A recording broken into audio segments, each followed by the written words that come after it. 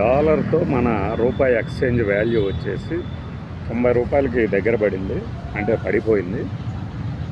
మారకపు విలువ దారుణాతి దారుణంగా రికార్డు స్థాయికి చేరింది. దీని తర్వాత డిసెంబర్లో ఈ 90 రూపాయలకి చేరిన తర్వాత మార్చిలో రికవర్ అవుతుంది అని ఒక స్టోరీ వచ్చింది బిజినెస్ స్టాండర్డ్లో.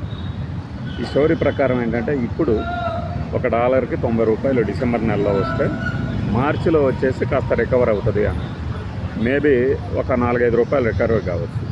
మరి వీటిల్ని ఈ పాయింట్లను మనం ఇంప్లికేషన్స్ కనుక తీసుకొని మనం చేస్తున్న వ్యాపారాలకు కానీ పర్టికులర్గా గోల్డ్ ఇన్వెస్ట్మెంట్కి అన్వయిస్తే ఏం చేయవచ్చు అంటే గోల్డ్ రేటు ఇంకా పెరుగుతుంది, ఆ తర్వాత స్టాక్ మార్కెట్లు పడవచ్చు, అలానే ఐటీ కంపెనీల తాలూకు ఆదాయాలు పెరిగి కనపడవచ్చు.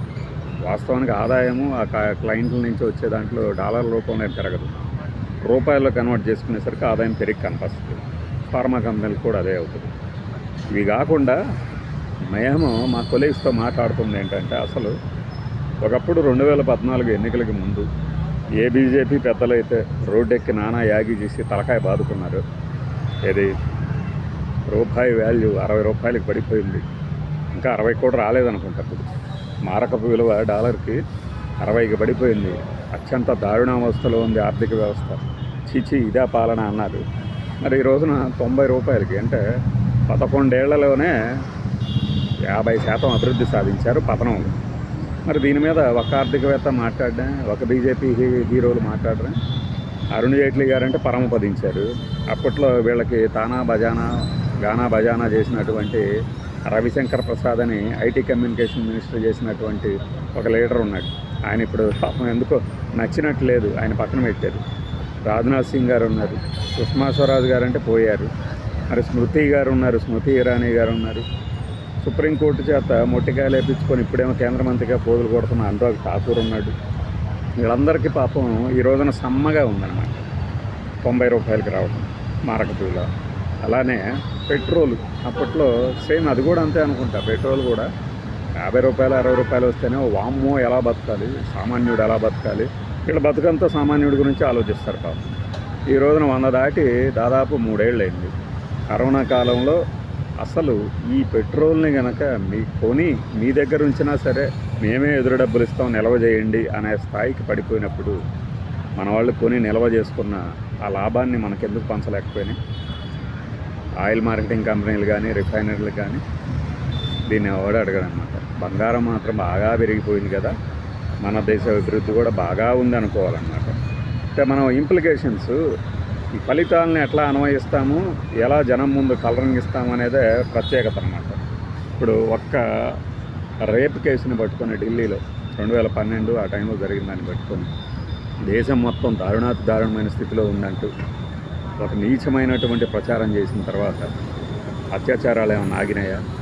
తర్వాతే కదా ఇక్కడ మనకి దిశ ఎన్కౌంటర్ అనేది జరిగింది హైదరాబాద్లో. మరి ఏమైనా ఆగాయా? ఒక ప్రభుత్వాన్ని పడేయాలి అంటే ఇలాంటి వాటిని అడ్డు పెట్టుకొని ఎంతమంది ఎన్ని యాగీలు చేశారు. లోక్పాల్ కోసం ఉద్యమించినటువంటి పాపం అన్నా హజరేనేమో ఇప్పుడు ఇంట్లో ఉన్నాడు. అరవింద్ కేజ్రీవాల్ సీఎం అయ్యాడు, మోడీ గారు ప్రధానమంత్రి అయ్యారు, కిరణ్ బేడి పాపం ఆమెను తోసినా కూడా ఏమీ కాలేక లెఫ్టినెంట్ గవర్నర్గా అయితే ఉన్నారు. చివరికి జనం ఏమయ్యారంటే ఎర్రి పప్పలు అయ్యారన్నమాట. ఇదేమి ఈ ప్రభుత్వ పాలనకు వ్యతిరేకంగా మాట్లాడటం కాదు. అప్పుడు జరిగింది ఏంటి, ఇప్పుడు మాత్రం కొత్తగా ఊడబొడిచింది ఏంటంటే అతనికంటే గనుడు ఆచంట మల్లన్నలాగా ఇలా జరుగుతుంటే మన కళ్ళకు గంతలు కట్టి జీడిపిగా టాప్గా ఉంది, అభివృద్ధిలో దూసుకుపోతున్నాం అంటారు. ఏమి అభివృద్ధిలో దూసుకుపోతున్నారంటే రేట్లన్నీ పెరిగిపోయాయి, చచ్చినట్టు కొంటున్నారు కాబట్టి కొనుగోలు శక్తి పెరిగినట్టు కనబడుతుంది. మరి ఈ ప్రమాణాలు ఏమన్నా పెరిగాయా?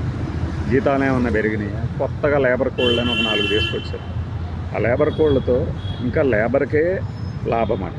ఇది ఎవడైనా నమ్ముతాడా? ఆ లేబర్ కోడ్ని డీకోడ్ చేసిన తర్వాత ఎవడైనా నమ్మగలడా? మరి ఇలా ఉన్నా కూడా గెలుస్తున్నారు ఏంటి అంటే గెలవడానికి ఏమవసరము,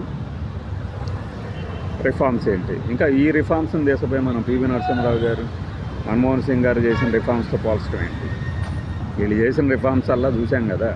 ఉత్తరప్రదేశ్లో గెలవడానికి నోటు బందీలు, ఆ తర్వాత అందరి నోళ్ళు మూపించడానికి పుల్వామా అటాక్ని అడ్డం పెట్టేసేసుకుని దేశభక్తిని తగిల్చడం. బీహార్ ఎన్నికలకు ముందు కూడా ఏం చేశారో చూశారు కదా. ఒక బాంబులాసి బేలగానే అయ్యో మేము ఉండబట్టే కదా ఇలా మిమ్మల్ని కాపాడగలుగుతున్నాం, ఆ పార్టీని గెలిపించవచ్చు, జంగిల్లా తీసుకురావద్దని చెప్పడం. వెంటనే ఆ రిజల్ట్స్ వచ్చిన 2-3 రోజుల్లోనే, ఒక వారం తిరిగే లోపే కీలకమైన నిర్ణయాలన్నీ తీసుకొచ్చి నెత్తి మీద రుద్దుతున్నారు కదా బీభత్సంగా.